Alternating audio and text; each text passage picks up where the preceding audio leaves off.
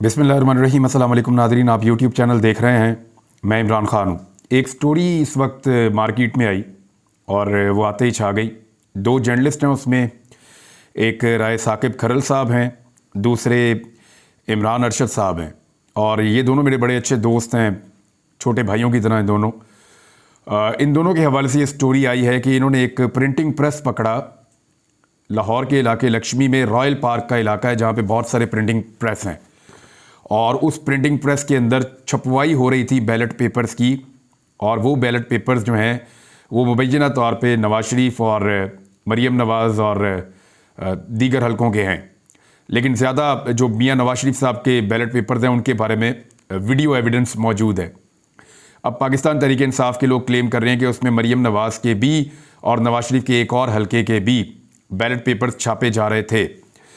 ये हुआ क्या, कैसे हुआ, इस पे जाने से पहले आप पहले ये खबर देख लीजिए। इसमें यह है कि आपके पास दो वीडियोस हैं जो अब तक मार्केट में अवेलेबल हैं। वो दो वीडियोस हैं जो सोशल मीडिया के ऊपर आई हैं। उनमें एक वीडियो जो है वो ये बता रही है कि राय साकिब खरल साहब के हाथ में कुछ पेपर्स हैं, बैलेट पेपर्स, और वो वहाँ पे मौजूद एक शख्स से पूछ रहे हैं कौन हो तुम, तुम्हारा नाम क्या है। और वो शख्स अपना मुँह छुपा रहा है और वहाँ मशीन के ऊपर धड़ाधड़ जो है वो बैलेट पेपर्स छप रहे थे।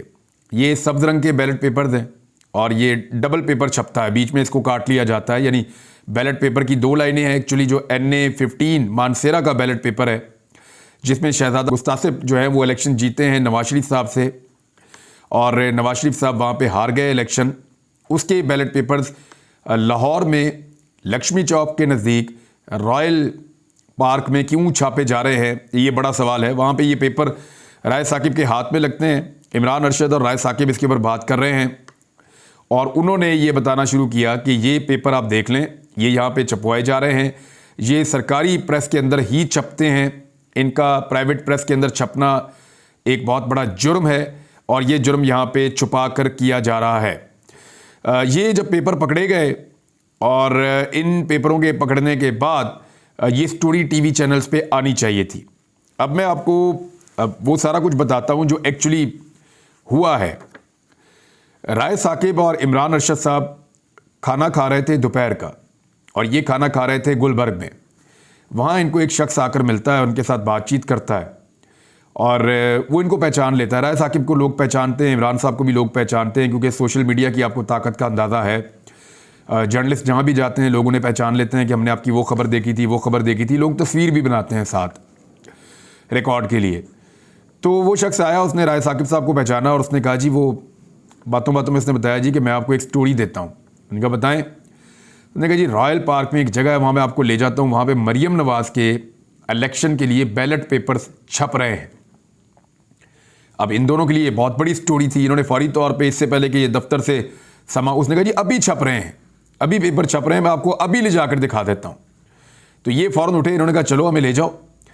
इनके पास इतना टाइम भी नहीं था कि ये दफ्तर से अपने कैमरामैन्स को और टीम्स को बुलाते। इन्होंने अपने मोबाइल फ़ोन्स पकड़े और उन्होंने कहा मोबाइल फ़ोन का दौर है, मोबाइल फ़ोन में हर चीज़ रिकॉर्ड हो जाती है। और ये फौरी तौर पे उसके साथ निकले और वो रॉयल पार्क के अंदर गलियों में ले गया।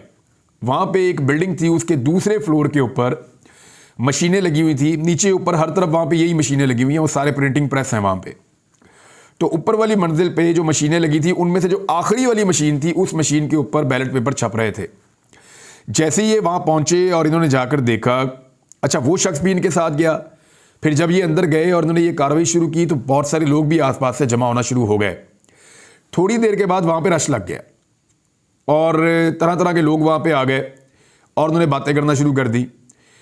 इन लोगों ने जाते ही राय साकिब ने और इमरान अरशद ने, इन्होंने वहाँ पे बहुत सारी रिकॉर्डिंग कर ली अपने मोबाइल फ़ोन्स में।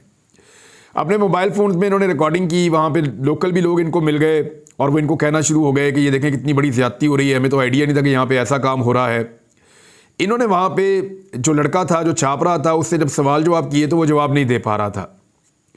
तो फौरी तौर पर एक बंदा आया जिसने कहा मैं इस प्रेस का इंचार्ज हूँ, आप मेरे से बात करें। तो इन्होंने उससे पूछा कि आप इसके इंचार्ज हैं, इसका मालिक कौन है। तो उन्होंने को मियाँ साहब करके नाम बताया कि वो बंदा मालिक है। तो जब मालिक के बारे में पूछा तो उसने कहा जी कि मालिक का ताल्लुक PMLN से है। ये भी उस बंदे ने जो वहाँ पे इंचार्ज है उसने कंफर्म किया। और ये जो असल वीडियो रिकॉर्ड हुई है जिसका रिकॉर्ड राय साहब के पास है या इमरान अरशद साहब के पास होगा। ये जो असल वीडियो रिकॉर्ड हुई है उसके अंदर बाकायदा उस बंदे का नाम और उसकी सियासी वाबस्तगी भी बताई गई है। अब वहाँ पे नून लीग का बंदा है, उसके प्रिंटिंग प्रेस के अंदर जो है वो पेपर्स छापे जा रहे हैं और पेपर्स छापे जा रहे हैं नवाज शरीफ के हल्के के। ये कहानी बड़ी मशकूक हो जाती है। जब ये रिकॉर्डिंग कर रहे थे तो इन्हें खतरा महसूस हुआ दोनों सहाफ़ियों को, क्योंकि लोग अजीबोगरीब इकट्ठे हो रहे थे और रश लग रहा था और वो सारे आसपास प्रिंटिंग प्रेस हैं, उनकी एक यूनियन भी है और वो इकट्ठे होकर हमला भी कर सकते थे, इनके मोबाइल फ़ोन भी छीने जा सकते थे। तो क्योंकि वहाँ पे लोग इकट्ठे थे, उनमें से एक आदमी को इन्होंने थोड़ा सा काबिल एतबार पाया और दोनों सहाफ़ियों ने रिकॉर्ड को महफूज रखने के लिए दोनों सहाफ़ियों ने अपने मोबाइल फ़ोन उस नौजवान को पकड़ा दिए और उससे कहा कि फ़लाँ जगह पे हमारी गाड़ी खड़ी है, आप हमारी गाड़ी के नज़दीक जाकर खड़े हो जाएं, जब हम आएंगे तो आपने हमारे फ़ोन हमें वापस कर देने। और उस शख्स का फ़ोन ले लिया कि आप अपना फ़ोन हमें दे दें, हमने थोड़ी सी रिकॉर्डिंग करनी है। वो शख्स अपना फ़ोन इन्हें देखकर इनके दोनों टेलीफोन लेकर चला गया, मोबाइल फ़ोन लेकर चला गया गाड़ी के पास। वो वहाँ जाकर खड़ा हो गया और इन्होंने उस शख्स के मोबाइल से 2 वीडियोस रिकॉर्ड की, जिसको आप इंट्रो कह सकते हैं। यानी ये जो वीडियो आप देख रहे हैं ये उस शख्स के मोबाइल फ़ोन से रिकॉर्ड हुई हैं जो अननोन आदमी है, जिसका ताल्लुक सिर्फ राय साकिब साहब से और उस सहाफ़ी से इमरान अरशद साहब से वक्ती तौर पे बना था और ये उनके साथ राब्ते में है। ये मैं आपको कंफर्म कर दूं क्योंकि बाद में इन्होंने वी ट्रांसफ़र के ज़रिए से उस बंदे से फुटेज मंगवाई थी कि जनाब जो फुटेज हमने आपके फ़ोन में बनाई है वो हमें आप वी ट्रांसफ़र कर दें। वी ट्रांसफ़र जो है ना फुटेज भिजवाने का एक तरीका होता है, जैसे आप व्हाट्सएप करते हैं या कुछ और। तो उस बंदे ने वो फुटेज इनको भेजी भी थी, लेकिन इन्होंने उस बंदे के मोबाइल से वो फुटेज डिलीट नहीं की। इन्हें लगता था जब ये दफ्तर जाएंगे ये स्टोरी चल जाएगी। ये वहाँ से जब निकले सारी सिचुएशन काफ़ी टेंस हो गई। इन्होंने कहा पुलिस को कॉल किया जाए, इंतज़ामिया आना शुरू हो गई। फिर ये वहाँ से निकल गए दोनों सहाफ़ी। इन्हें अंदाज़ा हो गया कि ये यहाँ पे मामला बढ़ता जा रहा है और इनके पास बहुत बड़ा स्कूप था, बड़ी एक्सक्लूसिव इनके पास एक स्टोरी थी। अब ये जब निकले तो इनके दिमाग में बहुत सारे सवालात थे। एक तो ये था कि क्या ये स्टोरी जो है इसकी मज़ीद छानबीन की ज़रूरत है, क्या अपने सोर्स को मज़ीद चेक करना चाहिए। लेकिन साथ ही साथ ये भी कह रहे थे और इनका ये मानना था उस वक्त, और मैं भी एक सहाफ़ी के तौर पे यही कहूँगा कि ये खुद एक बहुत बड़ी स्टोरी है। ये पेपर कौन छपवा रहा था, किस तरह छप रहे थे, ये साजिश किस तरह हुई है, इसके पीछे कौन है, ये सारी चीज़ें सानवी हैं। असल बात तो ये है कि एक सरकारी पेपर जिसको सरकार के प्रिंटिंग प्रेस में छपना चाहिए, वो पेपर कैसे मुमकिन है कि एक प्राइवेट प्रिंटिंग प्रेस के अंदर छप जाए। बहुत बड़ा सवाल है। ये सवाल इतना बड़ा था, अज खुद इतनी बड़ी स्टोरी थी कि इसको फौरी तौर पे टीवी चैनल्स पे चलना चाहिए था। हम न्यूज़ के साथ वाबस्ता है राय साकिब और इमरान अरशद साहब वाबस्ता हैं न्यूज़ के साथ। ये दोनों अपने अपने चैनल्स को जाके बताते हैं कि हमारे पास ये स्टोरी है और दोनों चैनल्स चलाने से इनकार कर देते हैं। दोनों चैनल्स ने कैटेगोरिकली मना कर दिया कि ये स्टोरी नहीं चलानी और फिर दबाव का एक सिलसिला था। ना तो इमरान अरशद साहब ने और ना ही राय साकिब साहब ने, दोनों ने अपने अपने ट्विटर से या अपने अपने सोशल मीडिया पे एक भी चीज़ शेयर नहीं की। ये दोनों सहाफ़ी एक एक चैनल से वाबस्ता ज़रूर है, लेकिन इसके साथ साथ ये दोनों सहाफ़ी अपना सोशल मीडिया भी इस्तेमाल करते हैं और इन दोनों सहाफ़ियों ने, बड़े क्रेडिबल जर्नलिस्ट हैं, मेरे छोटे भाइयों की तरह हैं, इन दोनों ने अपने सोशल मीडिया के ऊपर भी इस स्टोरी को पेस्ट नहीं किया, नहीं डाला, क्योंकि वो ये समझते थे कि ये बहुत हैवी चीज़ है। अगर चैनल इसका बोझ नहीं उठा रहा तो इसका रिएक्शन बड़ा खौफनाक आएगा। वो इस कैलकुलेशन में थे कि क्या करना चाहिए। और ये जो छापा पड़ा है इसकी तारीख मैं आपको बता देता हूँ, ये 16 तारीख को पड़ा है, जुम्मे वाले दिन 16 तारीख को ये स्टोरी जो है वो रिकॉर्ड हुई है। और उसके बाद लाहौर के कुछ सहाफ़ियों को इसके बारे में कुछ ना कुछ पता ज़रूर था, कुछ सहाफ़ी इसके बारे में जानते थे। मेरी एक चैनल के ब्यूरो चीफ से बात हुई, बड़े चैनल के ब्यूरो चीफ हैं, वो कह रहे हैं जी हमने भी अपना बंदा भेजा था बाद में, लेकिन तब तक मामला साफ़ हो गया था।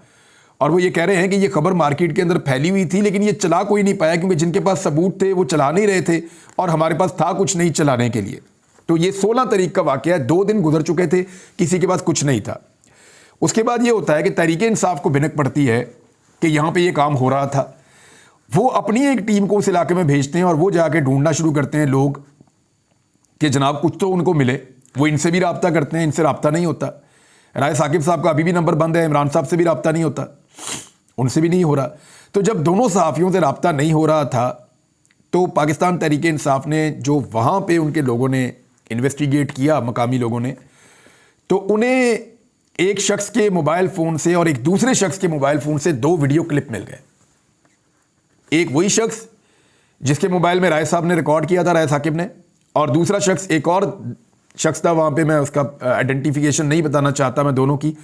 तो दूसरे शख्स ने वहाँ पे जो रिकॉर्ड किया था, ये 2 क्लिप पाकिस्तान तहरीक इंसाफ के हत्थे चढ़ गए या वहाँ के लोगों के हत्थे चढ़ गए और वहाँ से पीटीआई के सोशल मीडिया तक पहुँच गए घूमते घूमते, क्योंकि पीटीआई का सोशल मीडिया पाकिस्तान की हर गली में बैठा हुआ है, हर मोहल्ले में बैठा हुआ है।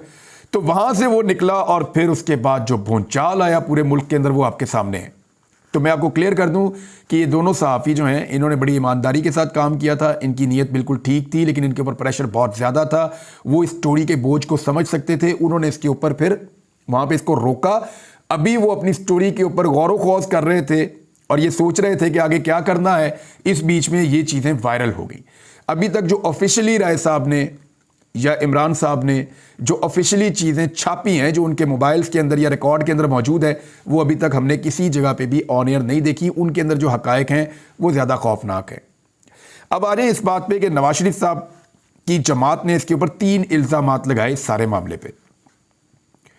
एक तो उन्होंने कहा कि जी ये राय साकिब खरल पीटीआई के सहाफ़ी हैं और इमरान साहब पीटीआई के सहाफ़ी हैं और पीटीआई को सपोर्ट करने के लिए ये सारा कुछ किया है। तो बात यह है कि उन दोनों ने तो अभी तक किया ही कुछ नहीं।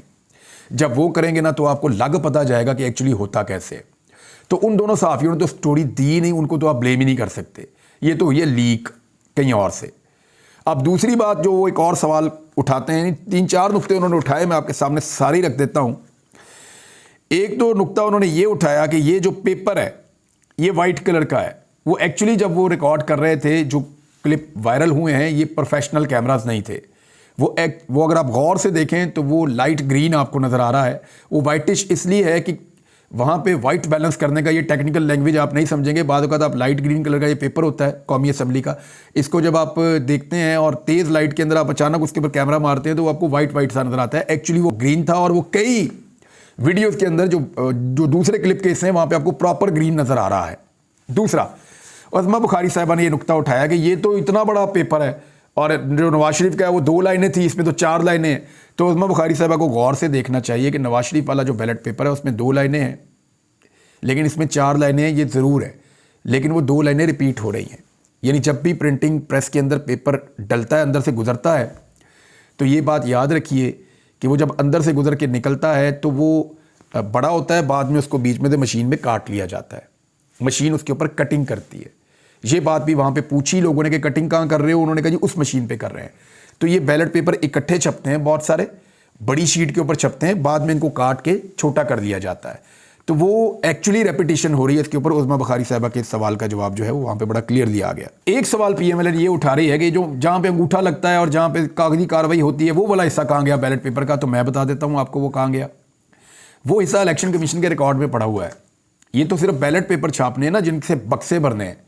ये जो बक्से हैं इनको भर लिया जाएगा इन पेपर से, और जब इन पेपर से भर लिया जाएगा तो कोई नहीं चेक करने वाला कि सीरियल कौन सी है, अंगूठे कौन से। सिकंदर सुल्तान राजा ने कहाँ इंसाफ देना है, नवाज शरीफ को इस बात का आइडिया है। और इन जाली पेपर्स की बुनियाद के ऊपर सालों गुजार देना कोई मुश्किल नहीं है पाकिस्तान के निज़ाम के अंदर। लिहाजा ये जो पेपर का साइड वाला हिस्सा है जिस पे अंगूठा लगता है, जिस पे स्टैंप लगती है या सिग्नेचर होते हैं, उसके ऊपर एक सीरियल नंबर लिखा होता है, दूसरा इधर लिखा होता है। तो वो सीरियल नंबर तो आप मैच कर सकते हैं, ये धांधली और 2 नंबरी तो आप कर सकते हैं, लेकिन वो अंगूठे आप नहीं निकाल सकते। अब ये जो है ना, ये 2 नंबरी की जा रही है। ये 2-3 सवालात उठाए थे, इन तीनों के जवाबात बड़े सिंपल हैं। एक, वो साइड वाले हिस्से के ऊपर वोट नहीं डलता, जितने हिस्से पे वोट डलता है वो वोट तैयार किया गया है। नंबर 2, वो एक शीट के ऊपर ज़्यादा वोट तैयार होते हैं, बाद में कटिंग हो जाती है।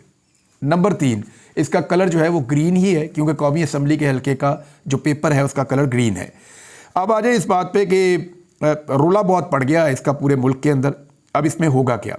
देखिए, वो सारी चीज़ें उठा ली गई हैं, इंतज़ामिया ने सील कर ली हैं, लेकिन इंतज़ामिया ने अभी तक ना कोई मेरी इत्तला के मुताबिक मुकदमा दर्ज किया, ना कोई चीज़ बताई।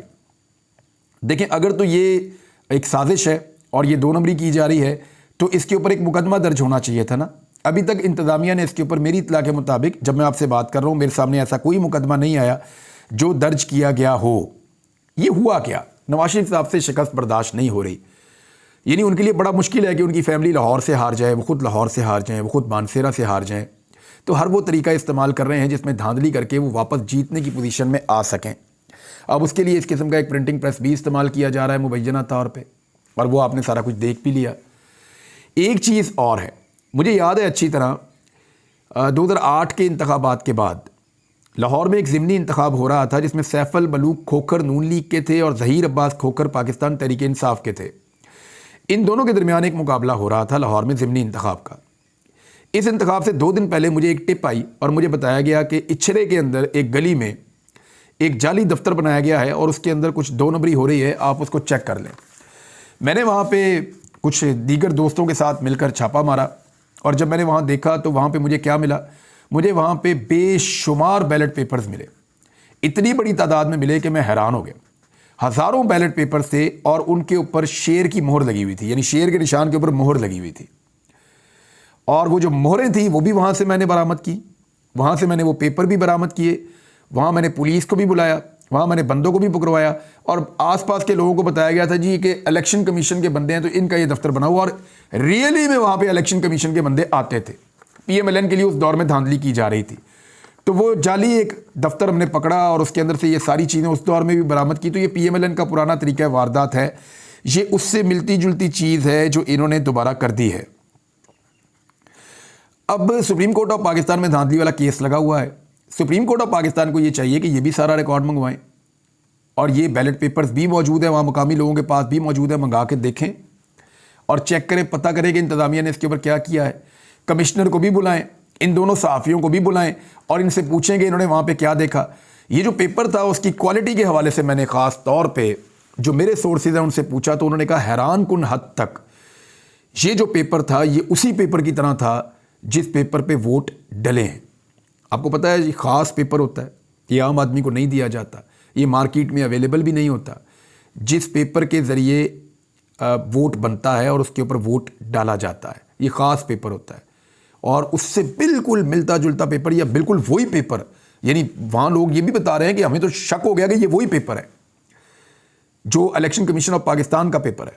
तो जब उनसे पूछा गया वहाँ पे जो प्रिंटिंग प्रेस वाले हैं तो उन्होंने कहा जी अभी हमें ये पेपर थोड़ी देर पहले पहुँचाया गया है, चंद घंटे पहले हमें कहा गया कि इसकी प्रिंटिंग की जाए और हम ये प्रिंटिंग कर रहे हैं। वहाँ जो एक और बंदा था उसने क्लेम किया कि यहाँ कुछ और हलकों के पेपर भी छापे गए हैं, बैलेट पेपर छापे गए हैं। तो ये है जी असल कहानी, मैंने आपके सामने रख दी है। अब इस धांधली पे भी क्या कोई खामोशी रहेगा या मशीनें खुद बोलना शुरू हो जाएं कि हमने जाली पेपर बनाए हैं? मुझे तो लगता है कि हमारे चीफ जस्टिस ऑफ पाकिस्तान को धांधली नज़र नहीं आ रही और ऐसा लगता है कि अगर नवाज शरीफ साहब अपने मुंह से भी कह देंगे कि मैं धांधली कर रहा हूँ इस मुल्क के अंदर और मैंने बहुत धांधली की है, तब भी शायद हमारी अदलिया ना माने। ये जी टोटल स्टोरी थी, मैंने आपको बता दी। अब तक के लिए इतना ही, अपना ख्याल रखिएगा, अपने इस चैनल का भी। अल्लाह हाफ़िज़।